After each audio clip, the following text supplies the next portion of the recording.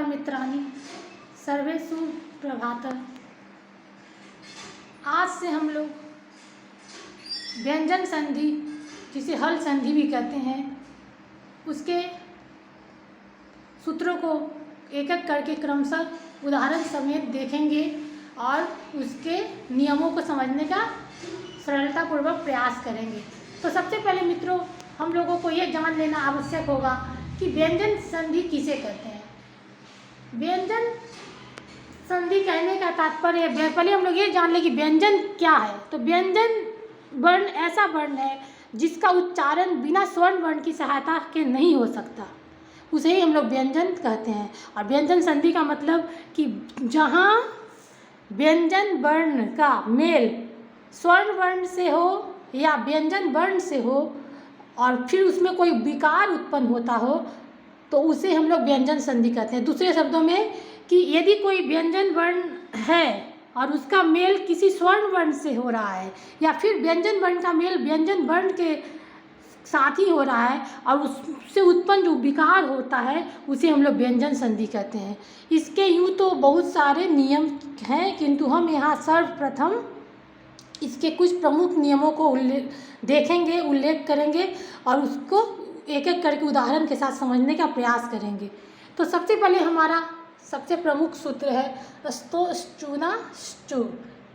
इसके अंतर्गत कहा गया है कि यदि दंती स, जिसका उच्चारण दांत के सहायता से होता है इसलिए इसे दंती स कहते हैं, तो यदि दंती स अथवा तवर्ग यानी कि त थ द ध न के बाद तलाबे स इसलिए इसको बोलते हैं कि इसका उच्चारण तालु के स्पर्श से होता है, इसलिए इसे तलाबे स बोलते हैं।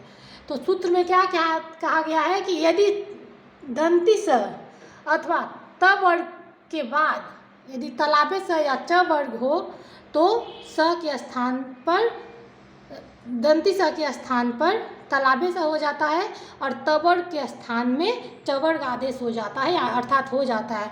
फिर से इसको हम लोग दोहरा लेते हैं कि यदि दंती स के बाद तलाबे स आए तो दंती स के स्थान पे तलाबे स हो जाएगा, और यदि तवर्ग यानी त थ द ध न के बाद चवर्ग च छ ज झ न च छ ज झ झ य आए तो तवर्ग के स्थान पे चवर्ग आ जाता है। किस परिस्थिति में? यदि दंती स के बाद तलाबे स हो या तवर्ग के बाद चवर्ग हो तो उसके स्थान पे जो दूसरा होता है उस वही आदेश हो जाता है। इसको हम लोग उदाहरण से समझ लेते हैं। जैसे यहाँ रामस्येते, तो रामस्येते में दंती स है और उसके बाद तलाबे स है, तो हमारा इस सूत्र के अनुसार स्तो श्चूना श्चू सूत्र से क्या होगा कि दंती स के स्थान पे तलाबे स हो जाएगा। तो यहाँ हम लोग देखेंगे कि रामस्येते तलाबे स हो गया तो रामस्येते हो गया। अब यहाँ हम लोग देखते हैं सचित, तो यहाँ भी क्या है? तवर्ग है, तवर्ग का प्रथम अक्षर त है और इसके दाएं तरफ है चवर्ग, चवर्ग का प्रथम अक्षर च है। तो इसी सूत्र के अनुसार यहाँ पे त के स्थान पे च, तवर्ग के स्थान पे चवर्ग हो गया तो त के जगह पे च हो गया, सचित हो गया। फिर यहाँ पे उज्ज्वल है, तवर्ग है और ज जो है वो चवर्ग का है तो यहाँ पे उज्ज्वला हो गया, उज्ज्वला मतलब कि त के जगह पे ज हो गया। उसी तरह से सच्चरित्र, त के जगह पे च हो गया और सच्चरित्र हो गया। तो इस तरह से मित्रों मैं आशा करती हूँ कि आज हम लोग जो व्यंजन संधि के प्रथम सूत्र को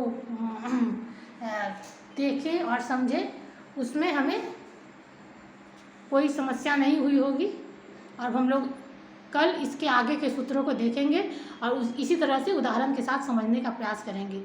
थैंक यू, धन्यवाद। फिर मिलते हैं कल अगली क्लास में, तब तक के लिए बाय।